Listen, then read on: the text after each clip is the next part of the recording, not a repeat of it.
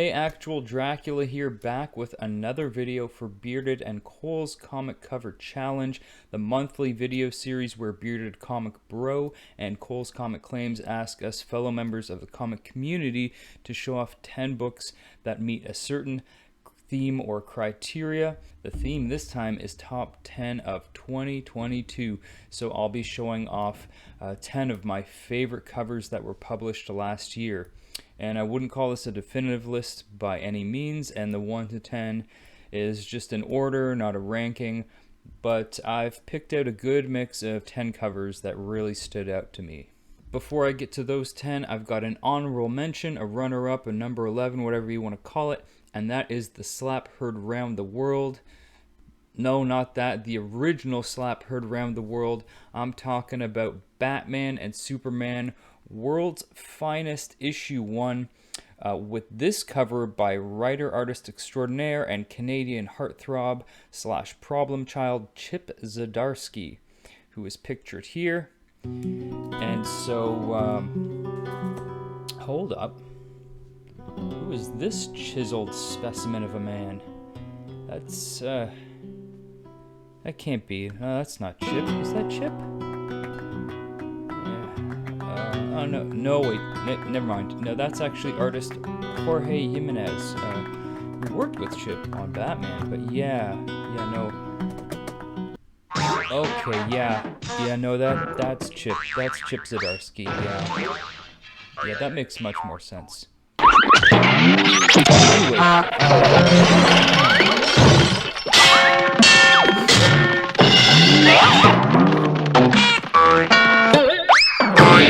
Now, this is Chip Zdarsky's rendition of the Bat Slap, the infamous meme-fueling panel from World's Finest 153, wherein Robin is giving Batman some sass, so Batman rightly slaps the hell out of him.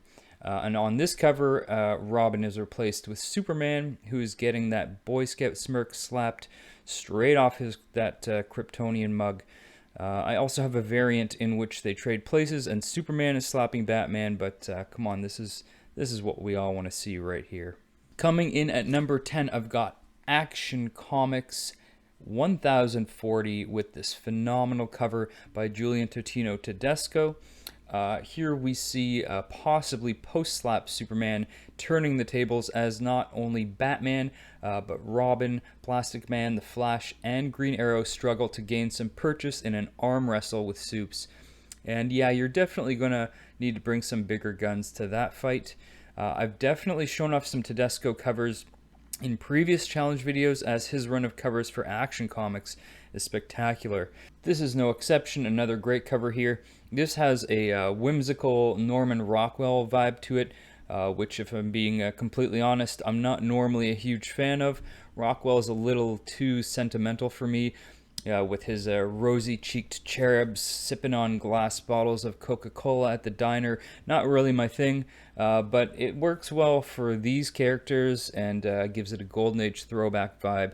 And if you know me, you know I love solid color backgrounds, so I was immediately drawn to all that yellow. Number 9 is King Spawn 17. This cover was done by Thaddeus Robeck, an artist I was not familiar with until I saw this cover, but man, did he ever get my attention with this.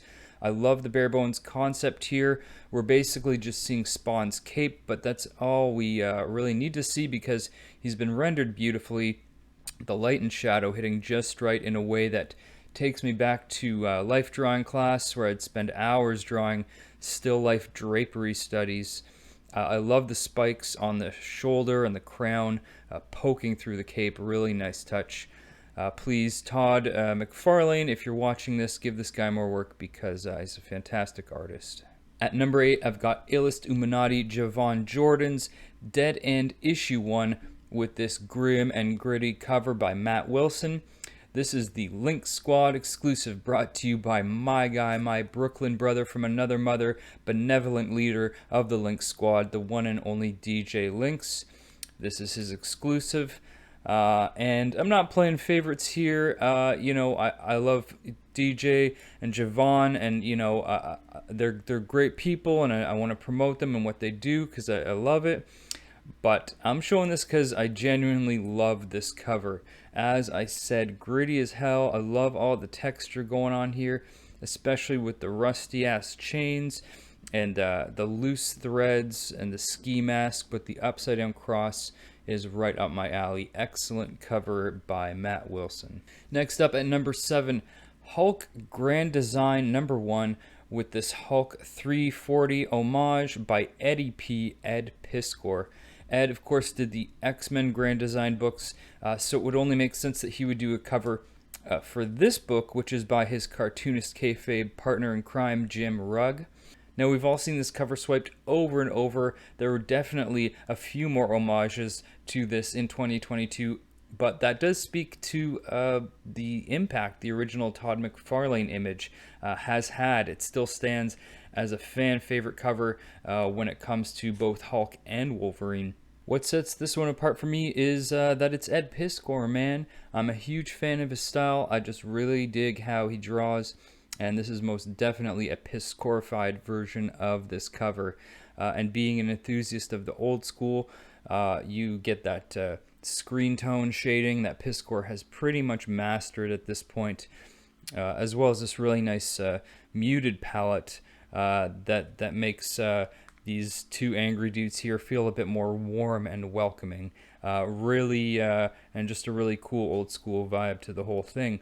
Really great cover by Eddie P. At number 6, I've picked Poison Ivy issue 3 with this gorgeous cover by Stanley Lau, aka Art Germ. This speaks for itself. This is gorgeous and easily one of my favorite Art Germ pieces I've ever seen. He did some other really great covers last year and definite contenders for this list, including Strange number 1 and Wildcats number 1, both phenomenal covers, but this one is my favorite. A lot of his covers are very polished, clean, digital paintings, but this piece is a little different. It's much looser here, and he has just colored over a pencil drawing. I know I've actually seen the pencils. He posted them on IG. So all he did was laid his colors over the pencil drawing, completely finished pencil drawing, which is something that we rarely see on an Art Germ cover. And so it's really excellent. Excellent artist, incredibly talented.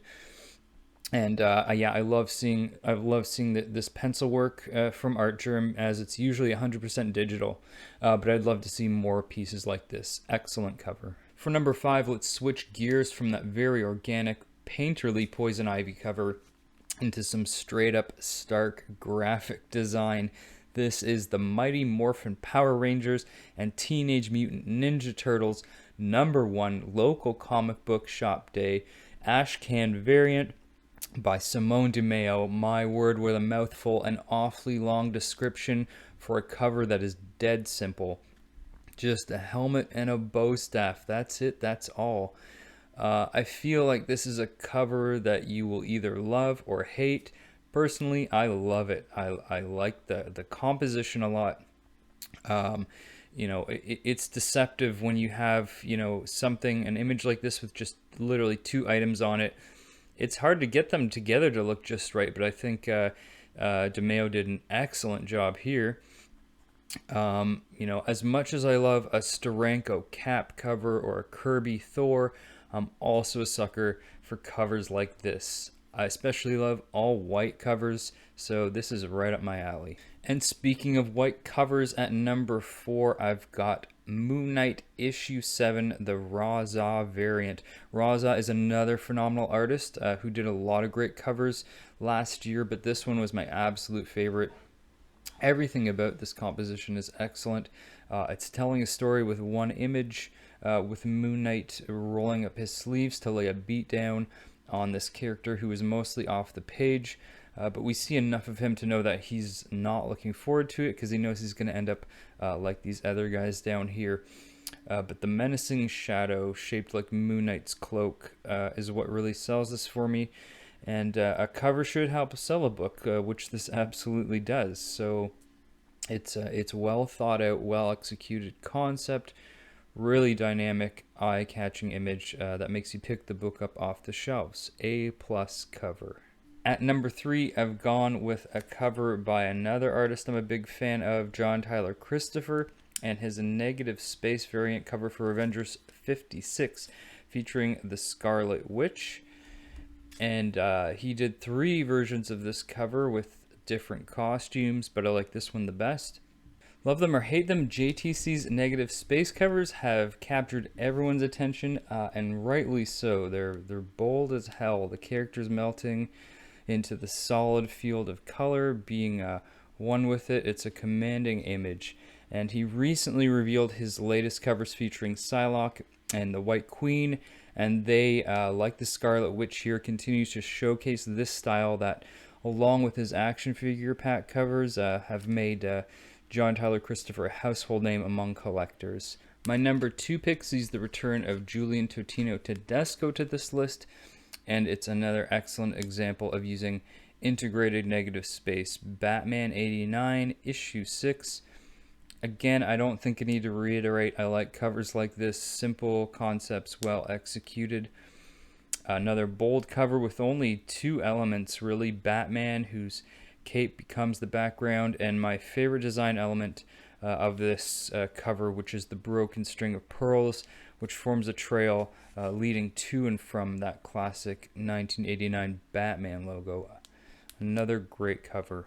And my final pick for this top 10 of 2022 is Detective Comics 1067, and this is the 1 in 25 incentive variant by Colleen Duran. Here we see Batman absolutely pooched after a long night of fighting crime, so he's decided to have a nice relaxing float in this pond here. It's a soothing, serene environment. We have Batman surrounded by lotus flowers and lily pads as he slips ever so gently out of consciousness, still clutching at that. There it is again. Take a look, Martha Wayne's famous string of pearls. All that being said, I just love this cover. It's a mood, and it's intriguing. Why is Batman laying in this day spa koi pond? We may never know. Either way, I'm not incredibly familiar with Colleen Duran, though I have seen the Art Nouveau style Sandman work she did, which I really liked. So I'll definitely be investigating her body of work further, as this is an excellent cover. So there's my top 10, guys. Hope you enjoyed it. Hope you think I've got great taste and a great eye. Some people think I have too. Like this video if you liked it. Subscribe if you're not already subscribed up to me, and let me know in the comments below which of these are your favorite. And be sure to check out more of these Bearded & Cole's cover challenge videos by lots of other channels. There's a nice juicy stack of them out there by this point for you to feast your eyes on. So that will do for now. Thanks for watching, and I'll see you next time.